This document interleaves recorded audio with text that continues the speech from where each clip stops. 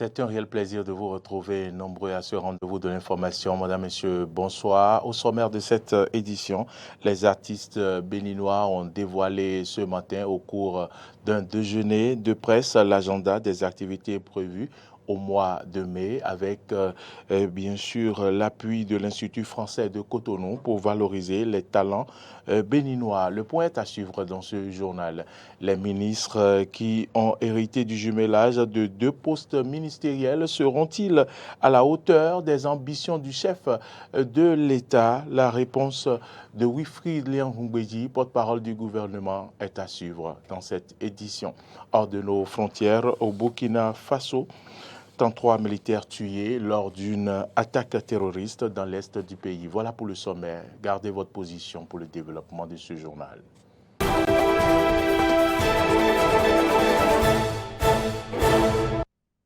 Bienvenue et merci pour l'attention. Je l'annonçais en titre.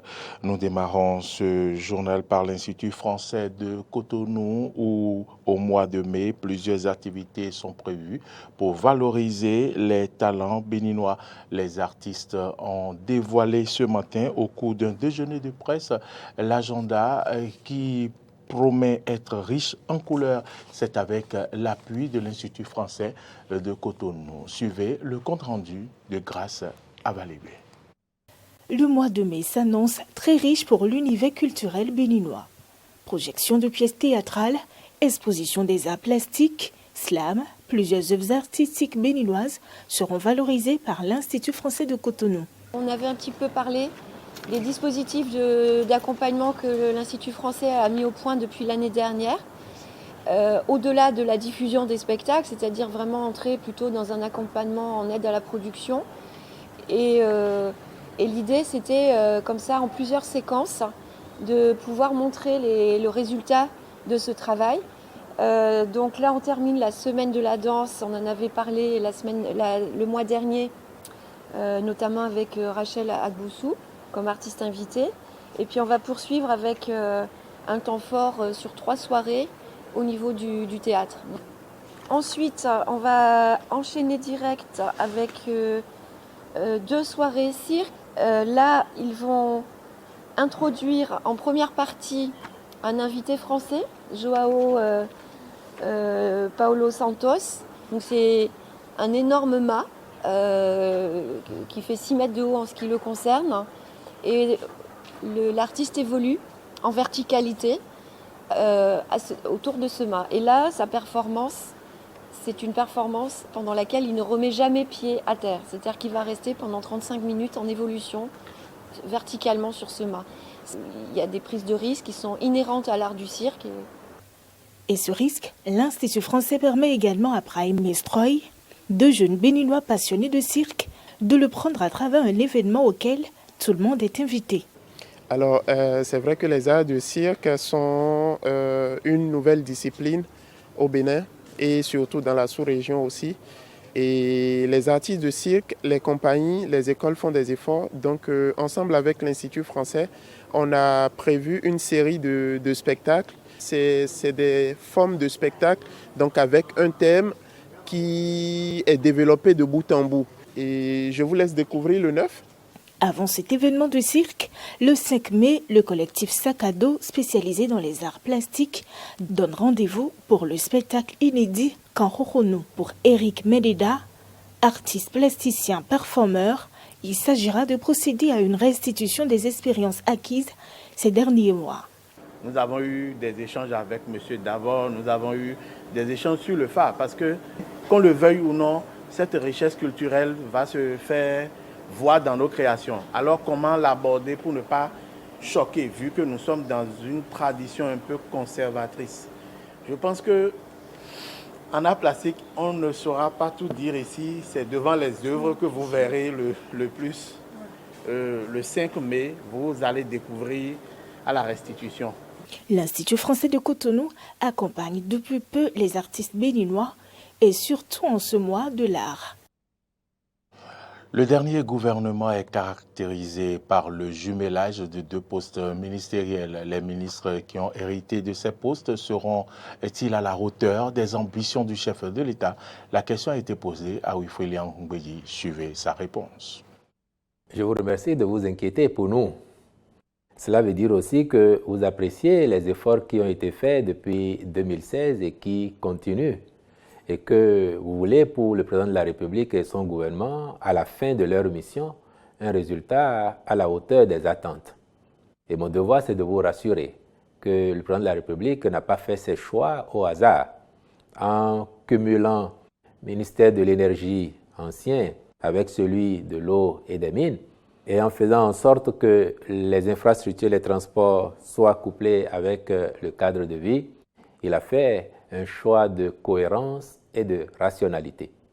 Et vous observerez que, précisément pour éviter le risque que vous subodorez, il a évité de faire appel à des personnalités nouvelles qui pourraient, en intégrant le gouvernement, prendre le temps de s'approprier les dossiers et de suivre le rythme auquel le gouvernement va déjà. C'est la raison pour laquelle le président de la République a confié à des ministres qui sont déjà en place et qui font le parcours avec lui depuis quelques années de s'occuper de ces secteurs. Et puis vous apprécierez par ailleurs que sur la durée, nous avons fait des réformes, des réglages qui permettent que certaines questions soient prises en compte de façon spécifique par des organismes. Dans le secteur de l'énergie, nous avons fait beaucoup de réformes. Nous avons créé diverses entités qui s'occupent de cette question. Et là-dessus, j'ai déjà dit tout à l'heure que le secrétaire d'État, tout particulièrement, c'est un spécialiste des questions d'énergie.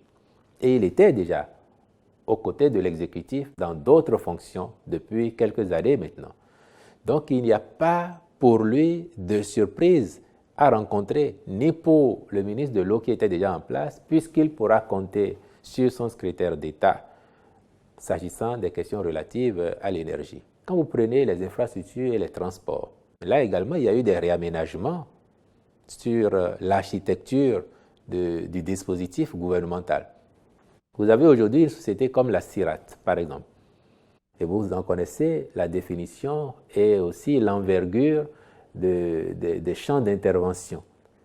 Elle s'occupe aussi bien des infrastructures que de l'aménagement du territoire. Donc, nombre de préoccupations relevant de ce secteur sont traitées par cette société, de sorte que là aussi, vos craintes n'ont pas leur raison d'être.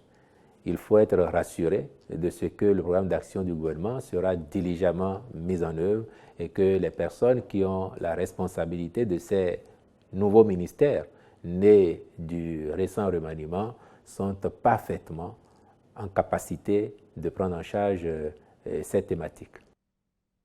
Et en bref, la circulation dans la ville de Cotonou sera perturbée ce dimanche, bien sûr, de 6h à 16h sur plusieurs axes routiers.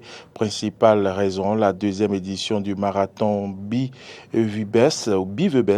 Le maire Luc Atrokpo, en raison de cette activité sportive, à travers un communiqué, exhorte les populations à sortir massivement pour soutenir les participants tout au long du parcours. Le marathon Bivebest est le premier marathon de la plus grande ville du Bénin.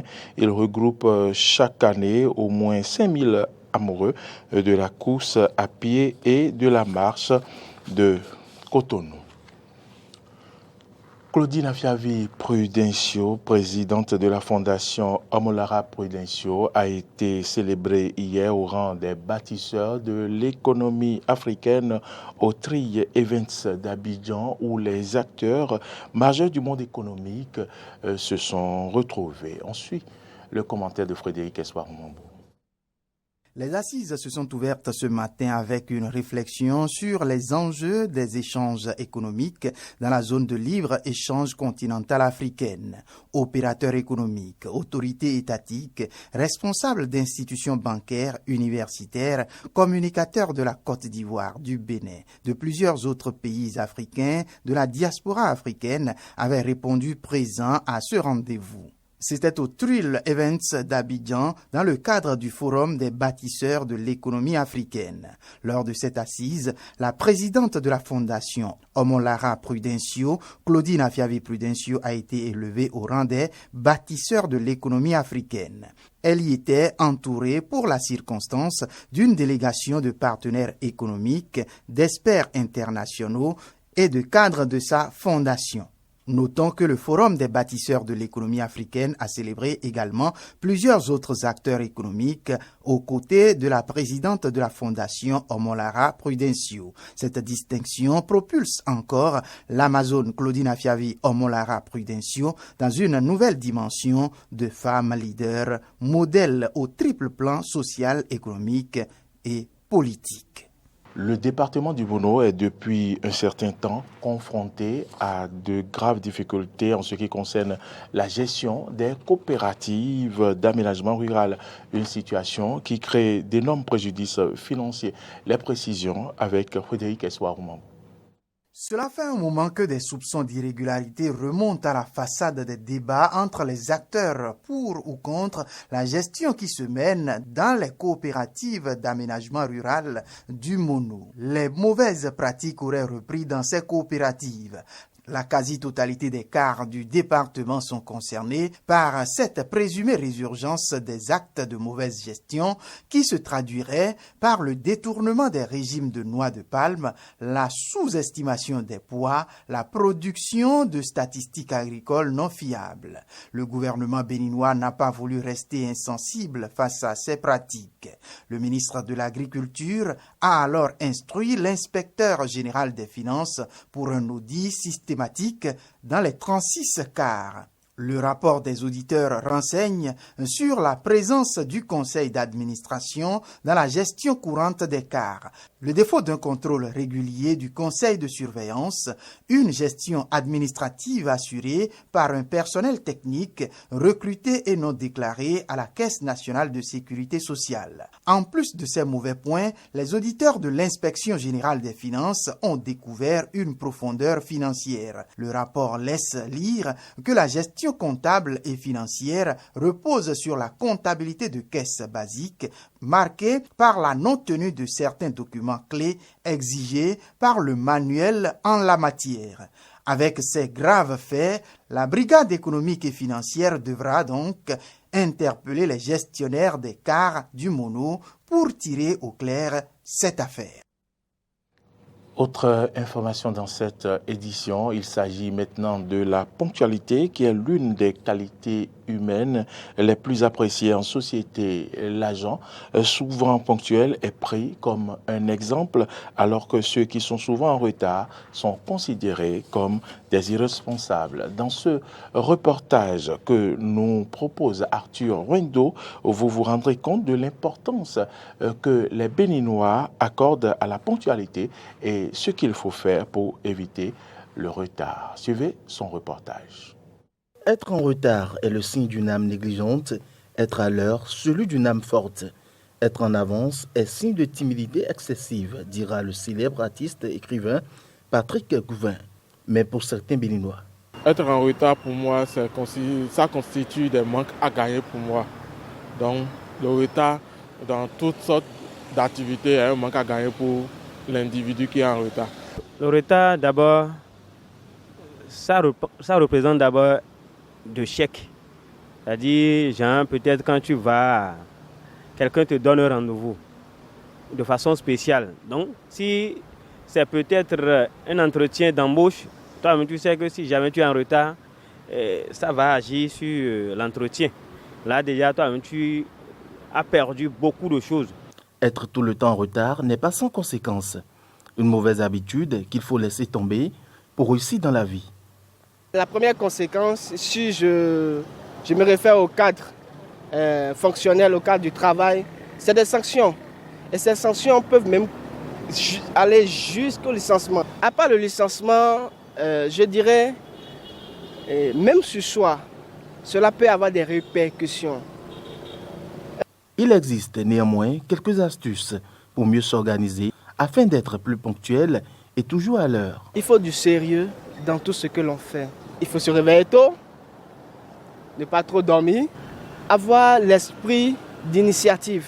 Il faudrait miser sur sa sagesse et sur le respect de soi-même. Le retard est un véritable problème pour la société.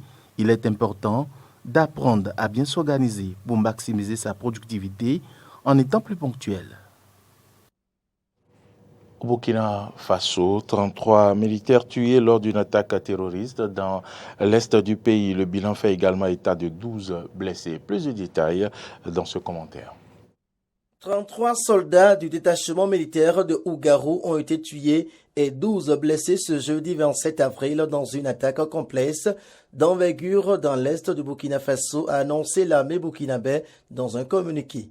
Au cours des combats qui ont été particulièrement intenses, les militaires du détachement ont fait preuve d'une remarquable détermination face à un ennemi venu en très grand nombre, selon l'armée qui affirme qu'ils ont ainsi réussi à neutraliser au moins 40 terroristes avant l'arrivée des renforts. Le déploiement de ces renforts a permis d'évacuer les blessés qui sont actuellement pris en charge par les services de santé, selon l'armée. Des sources sécuritaires ont affirmé que les assaillants étaient lourdement armés et que certains soldats manquent à l'appel. Le communiqué précise que le chef d'état-major général des armées salue la mémoire des soldats qui ont consenti le sacrifice suprême dans l'accomplissement de leur devoir. Il encourage l'ensemble des unités engagées dans les opérations à maintenir les efforts afin de renforcer la dynamique de reconquête en cours. Madame, Monsieur, c'est ici que se referme ce journal. Merci à tous ceux qui nous ont suivis tout au long de cette semaine. Restez en notre compagnie en ce début de week-end qui va se terminer donc le lundi par la fête du travail. Nos programmes, c'est demain avec le dernier numéro de Jardin d'Éden. Ne ratez surtout pas également votre émission, le Forum des rédactions de ce soir, qui sera rediffusé demain à partir de 10h. Merci à toutes et à tous de nous avoir suivis et bon week-end.